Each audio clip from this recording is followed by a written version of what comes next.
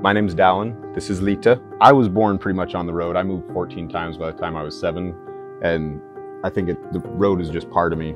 So when COVID hit and there were still no jobs around,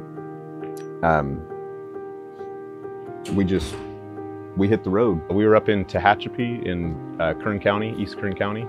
That's where she was born. And it was during COVID, and we had gotten the unemployment check. We hit the road, and so she's been on pretty much every dirt road from the border of Mexico to Mount Whitney. And that was the majority of the time we spent until about 6 months ago when the car finally died. It's really difficult to find a place that will accept animals. And, we looked a lot, during COVID, but I couldn't find a place that was cheap enough with our budget and that would still take animals. And so that's why we ran the car into the ground. And then even after the car broke down, we still stayed in it for 2.5, 3 months, and slowly wore out the rest of our funds. And then the car was towed, and so we were on foot for a while. And the streets are not a healthy place for anybody, and that's like understatement of the century. The streets are rough. Really, really rough. There were times that I didn't eat that she did. As long as she's healthy, I feel like I'm gonna make it, but there were a couple times that I was hungry instead of her, and that was always gratifying. Seeing her eat and seeing her happy was enough for me. Having her since the day she was born, and being in the car in such close quarters, and since we didn't have a job at the time, it was just 100% of our time together.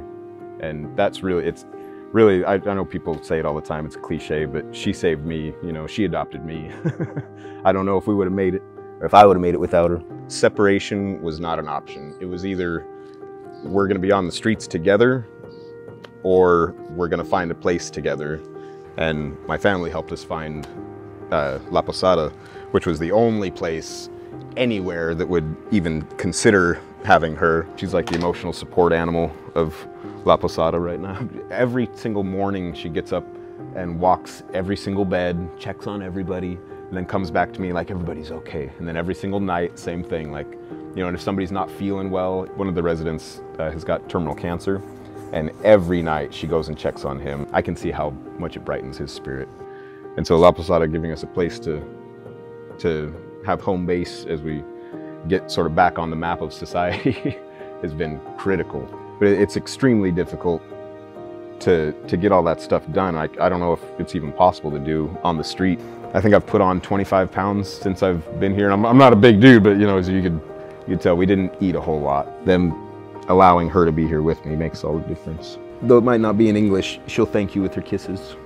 We're to say extremely grateful is an understatement. And we will never forget, the people and, the services and, just the support. And it kept my family together.